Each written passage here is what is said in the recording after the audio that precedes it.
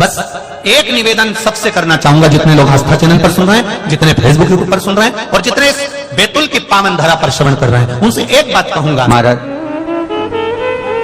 कि जब कोई एकदम रोग आ जाए और डॉक्टर एकदम बोल दे कि ये रोग भारी आ गया है और इसकी जांचें जाएंगी और फिर ये कुछ भी हो सकता है, तो क्या करा जाता था कि 108 सरसों के फूल लाकर तुरंत शंकर भगवान को चढ़ाए जाते थे महाराज। तो चढ़ाने के बाद में रिपोर्ट अच्छी आती है। ऐसा नियम है, कहीं ठेका कोई ठेकेदारी करते हैं ना, जो ठेका भरते हैं कि भाई मेरा टेंडर आना चाहिए, मेरा ये काम होना चाहिए, मेरी मल्टी बनना चाहिए, या मेरा ये काम के लिए जा रहा हूं, ये काम फतेह होना चाहिए, उसके सबके हाथ पैर जोड़ने से अच्छा एक काम करो, बस 108 सरसों के फूल उठाओ, शंकर जी का उद्धतेश्वर महादेव का नाम लिखो और छोड़ दो, शिव जी के ऊपर एक एक कर चढ़ा दो, वो ठेका तुम्हें ही मिलेगा, वो काम तुम्हारे पास ही आएगा। सरसों का पुष्प समर्पित किया, भगवान शिव आनंद की राशि है हमारे। बसंत पंचमी का दिन महाराज, सरस्वती का दिन, जिस दिन जो बच्चा पढ़ने में कमजोर होता है उसके हाथ से बसंत पंचमी के दिन सरसों के 31 फूल शंकर जी को चढ़ा दिए जाते हैं, तो बच्चा पढ़ने में अव्वल निकल जाता है। उसके बच्चे को कभी नहीं कह सकते कि पढ़ने बैठ, वो खुद बैठेगा। केवल आज बसंत पंचमी का दिन, एक ही दिन चढ़ता है, और बाकी के सरसों के फूल आपको मालूम है कि रोग मुक्ति के लिए तो होते ही हैं, ये तो आपको पहले भी वर्णन किया। जॉब अब छूट गई, 2 साल हो गए, 3 साल हो गए, सर्विस नहीं लग रही हो, बहुत प्रयास कर लिया हो, बहुत प्रयास, तो महाराज काली तिल्ली को पीसकर जल के पात्र में डालकर अपने घर के मटका परिंडा पितरों का जो स्थान होता है, जलाशय होता है, उसके पास में एक पात्र में रख दीजिए। बेलपत्री या बट का पेड़ या पीपल का पेड़, इस वृक्ष के नीचे एक रात्रि तक रखे रहने के बाद में दूसरे दिन अपनी कामना कर जिनका जॉब नहीं लग रहा, सर्विस नहीं लग रही, नौकरी नहीं लग रही, या कहीं उलझने उत्पन्न हो रही है, उस व्यक्ति को हाथ में ले जाकर उस पात्र का जल, 3 वृक्ष पितरों के तुल्य हैं, कल की कथा में कहा था, पहला बेलपत्री का, दूसरा पीपल का, तीसरा बट का, ये 3 पितरों के तुल्य हैं। इन 3 में से किसी भी वृक्ष के नीचे उस काली तिल के जल को समर्पित कर दीजिए महाराज। बाबा चाहेगा, भोलेनाथ जी चाहेगा तो 3 महीने में कहीं ना कहीं योग बना ही देगा। ये बसंत पंचमी का दिन महाराज, सरस्वती का दिन, जिस दिन जो बच्चा पढ़ने में कमजोर होता है उसके हाथ से बसंत पंचमी के दिन सरसों के 31 फूल शंकर जी को चढ़ा दिए जाते हैं, तो बच्चा पढ़ने में अव्वल निकल जाता है।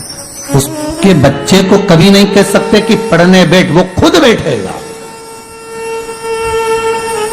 केवल आज बसंत पंचमी का दिन, एक ही दिन चढ़ता है, और बाकी के सरसों के फूल आपको मालूम है कि रोग मुक्ति के लिए तो होते ही हैं, ये तो आपको पहले भी वर्णन किया महाराज कि जब कोई एकदम रोग आ जाए और डॉक्टर एकदम बोल दे कि ये रोग भारी आ गया है और इसकी जांचें जाएंगी और फिर ये कुछ भी हो सकता है, तो क्या करा जाता था कि 108 सरसों के फूल लाकर तुरंत शंकर भगवान को चढ़ाए जाते थे महाराज। तो चढ़ाने के बाद में रिपोर्ट अच्छी आती है। ऐसा नियम है, कहीं ठेका कोई ठेकेदारी करते हैं ना, जो ठेका भरते हैं कि भाई मेरा टेंडर आना चाहिए, मेरा ये काम होना चाहिए, मेरी मल्टी बनना चाहिए, या मेरा ये काम के लिए जा रहा हूं, ये काम फतेह होना चाहिए, उसके सबके हाथ पैर जोड़ने से अच्छा एक काम करो, बस 108 सरसों के फूल उठाओ, शंकर जी का उद्धतेश्वर महादेव का नाम लिखो और छोड़ दो, शिव जी के ऊपर एक एक कर चढ़ा दो, वो ठेका तुम्हें ही मिलेगा, वो काम तुम्हारे पास ही आएगा।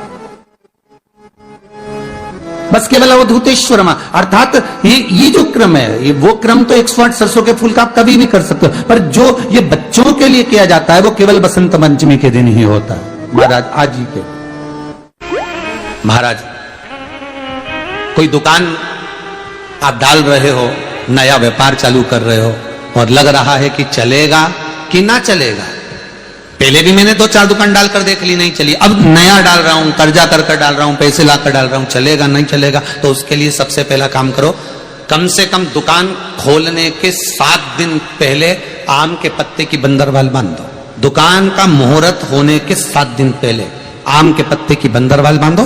और कहीं आम के पत्ते की भस्म मिल जाए, वही भस्म जो आम के पत्ते 21 उठाए सूखे वाले, अलग से तोड़ के मत सुखाना, जो पत्ते नीचे गिरे हों उसको उठाकर सुखाकर, सूखा हुआ जो पत्ता हो उसको जलाकर उसकी भस्म बनाकर उसमें थोड़ा सा चंदन मिलाकर, और उसी से सम्मुख में जहां 7 दिन पहले तुमने बंदरवाल बांधी है, दुकान खोलने वाले दिन उसी आम के पल्लव की भस्म जो शिव पर चढ़ी थी उसी में चंदन मिला हुआ, वो एक स्वस्तिक का वर्णन पहली वाली कथा में करा कि स्वस्तिक सबसे पहले कहां बना था और कैसे बना था। वो गणेश जी का मस्तक कटा, उसका जो धड़ बचा था उससे स्वस्तिक का निर्माण, जो आपको पहले सुना चुके हैं। जिनने नहीं सुना हो तो इससे पहले वाली कथा सुन लेना, उसमें बता दिया है। स्वस्तिक का निर्माण कर दो, फिर आप अंदर कोई पूजन करो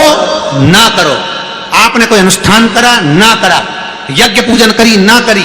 अगर आप प्रवेश भी कर गए, इतना आपके पास धन नहीं था और आप प्रवेश भी कर गए, तो भी घाटे में नहीं जाओगे, व्यापार उन्नति की ओर ही बढ़ेगा, व्यापार बढ़ेगा उसमें। अगर ज्यादा दुख है, संकट बहुत भारी है, इतना बड़ा संकट है कि वो निपट ही नहीं रहा, फिर एक लोटा जल, उसमें थोड़ा सा चंदन का छींटा, एक सफेद पुष्प शिवजी पर चढ़ाकर, उस चंदन के जल को, लाल चंदन मिल जाए तो ज्यादा अच्छा, शंकर भगवान पर धीरे धीरे अपने हृदय की कामना कर कर समर्पित करें। सुनेगा। कभी कभी अगर तुमको लगे कि मेरे जीवन में बहुत बीमारियों ने मुझे घेर रखा है, तो प्रयास करा करो कि बेलपत्र,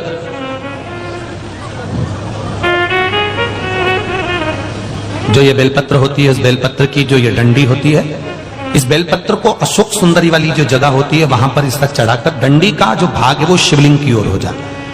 और यहीं से जल चढ़ाते चढ़ाते चढ़ाते चढ़ाते अशोक सुंदरी से जल चढ़ाते चढ़ाते ओमकार जैसा, ओमकार जब हम अशोक सुंदरी से चालू करेंगे तो वो जल पहले गणेश जी के पास जाएगा, फिर वापिस अशोक सुंदरी के पास आएगा, अशोक सुंदरी से कार्तिकेय के पास जाएगा, कार्तिकेय से महादेव के पास जाएगा। ऐसा ओमकार जैसा जल, जब तुम्हें लगे कि बीमारी बहुत घेर रखी है और बहुत बीमारी ने घेर लिया, कोई किडनी, कोई लीवर, कोई बहुत शरीर में कष्ट, कोई रोग बीमारी, या कहीं तुमको ऐसा लग रहा है कि मेरा गर्भ 20 साल हो गए, 22 साल हो गए, संतान नहीं, तब भी इस प्रयोग को जरूर करिएगा।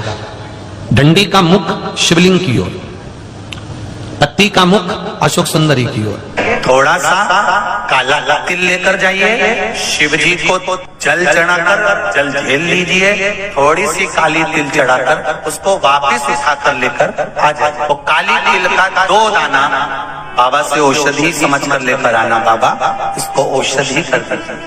2 दाना काली तिल, 2 दाने से ज्यादा नहीं, सुबह मुख में रखकर इसको चबा लो, खा लो, 2 दाना। और रोज जल चढ़ाने तो जाते ही हो, थोड़ा सा जल चढ़ाकर वापिस लोटे में या अंजलि में लेकर आचमन कर कर हर हर महादेव कहकर कुंदकेश्वर महादेव का नाम लेकर आओ तो अपने घर में जल चढ़ाकर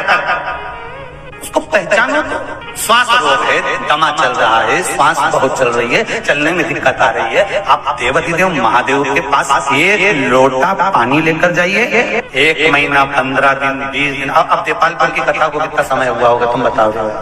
अभी हुई हो देपालपुर की कथा, पर उस पर विश्वास पूर्ण